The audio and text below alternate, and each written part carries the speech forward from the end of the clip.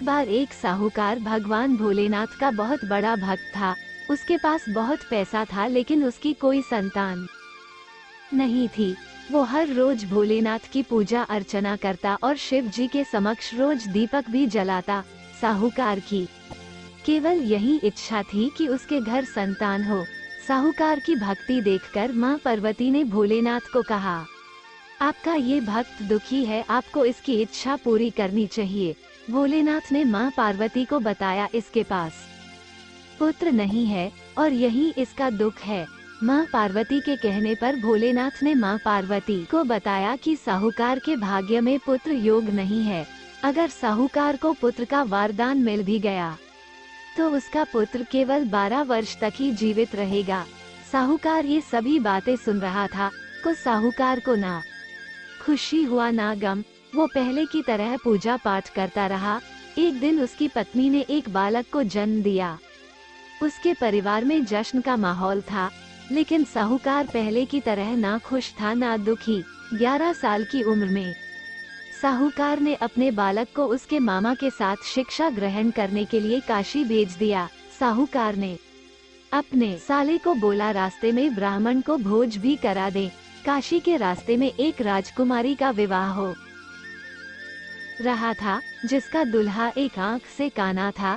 तो उसके पिता ने जब अति सुंदर साहूकार के बेटे को देखा तो उनके मन में आया कि क्यों न इसे ही घोड़ी पर बिठाकर शादी के सारे कार्य संपन्न करा लिए जाएं। जब विवाह संपन्न हो गया तो जाने से पहले साहूकार के बेटे ने राजकुमारी की चुंदरी के पल्ले पर लिखा कि तेरा विवाह तो मेरे साथ हुआ, लेकिन जिस राजकुमार के साथ भेजेंगे वो तो एक आंख का काना है। इसके बाद साहूकार का बेटा काशी पहुंच गया। राजकुमारी काने के साथ नहीं विदा हुई। एक दिन काशी में यज्ञ के दौरान भांजा बहुत देर तक बाहर नहीं आया तो मामा ने अंदर जाकर देखा तो भांजे के प्राण निकल चुके थे। मामा ने रोना पीटना मचाया। उसी वक्त वहां से शिव पार्वती जा रहे थे तो माता पार्वती ने शिव जी से पूछा, हे प्रभु ये कौन रो रहा है?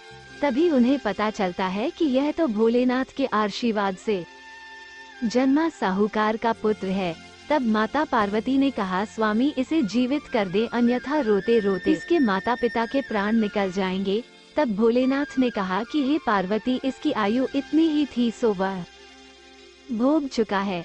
लेकिन माँ के बार बार कहने पर भोलेनाथ ने उसे जीवित कर दिया। लड़का ओम नमः शिवाय करते हुए जी उठा और मामा भांजे दोनों ने ईश्वर को धन्यवाद दिया और अपनी नगरी की ओर लौटे। रास्ते में वही नगर पड़ा और राजकुमारी ने उन्हें पहचान लिया। तब राजा ने राजकुमारी को साहूकार के बेटे के साथ बहुत सारे धन धान्य के साथ विदा किया। इसके बाद वो अपने गांव पहुंचे, जहां साहूकार अपने बेटे और बहू को देखकर बहुत खुश हुआ। उसी रात साहूकार को स्वप्न में शिव जी ने दर्शन दिया और कहा कि तुम्हारे पूजन से मैं प्रसन्न हुआ। इसी प्रकार जो भी व्यक्ति इस कथा को पढ़ेगा या सुनेगा उसके समस्त दुख दूर हो जाएंगे और मनोवांछित सभी कामनाओं की पूर्ति होगी।